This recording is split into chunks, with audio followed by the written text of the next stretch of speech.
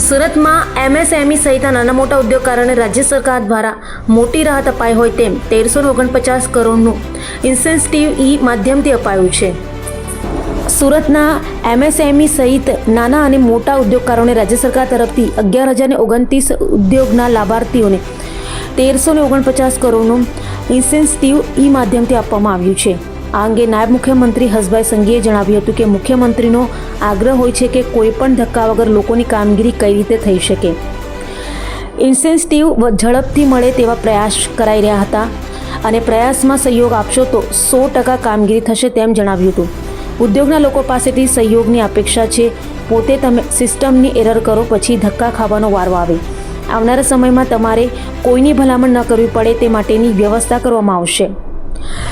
Incentive તમારા ખાતામાં ઝડપથી પહોંચે તે માટેની વ્યવસ્થા કરવામાં આવશે। કામગીરીમાં એરર રાખો તો જ ધક્કા ખાવા પડે। ઇન્ડસ્ટ્રીઝના સ્ટેક હોલ્ડર દ્વારા જે સૂચનો આવશે તે દિશામાં સરકાર આગળ વધશે। દરરોજ કંઈક નવું શીખવાનું સરકાર આયોજન કરતી હોય છે। આપના દેશમાં અને ગુજરાતમાં સૌથી મોટી ગાર્મેન્ટ સેક્ટરમાં તક રહેલી છે। આ એક મોટી તક છે। નાની નાની ભૂલો નીકળવાના બદલે તકલીફનું સોલ્યુશન કઈ રીતે લાવી શકીએ તે દિશામાં આગળ વધવાનું છે। આપના રાજ્યમાં વધુમાં વધુ ઉદ્યોગો આવે તે માટેના પ્રયાસ કરી રહ્યા છે। રાજ્યમાં વધુ વસ્તુની વ્યવસ્થા અને અન્ય રાજ્યમાં 2% ઇન્સેન્ટિવ આપે તેના લોભમાં આપણે શા માટે અન્ય રાજ્યમાં જવું તેવા સવાલો કર્યા હતા। ગાર્મેન્ટ સેક્ટરમાં ગુજરાત આવનારા સમયમાં મોટું લીડર તરીકે ઉભરાશે। અનેક ઇન્ક્વાયરીઓ આવી રહી છે।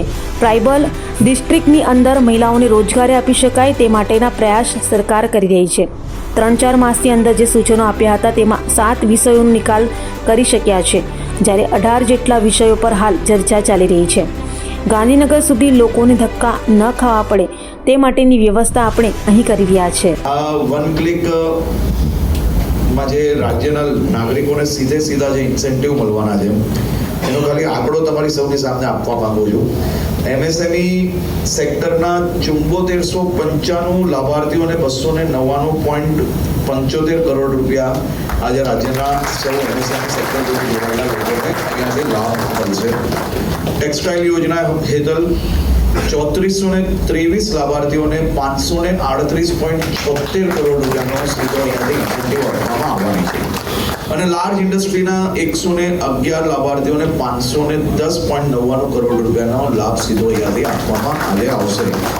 એટલે કુલ મળીને તમે જુઓ તો 1349 કરોડ રૂપિયાની રકમ એ આજે ઈ પેમેન્ટના મારફતે 11,029 લાભાર્થીઓના ખાતા સુધી પહોંચશે। દર મહિને 2-3 વાર ઇન્સેન્ટિવ આપણે રિલીઝ કરીએ છીએ।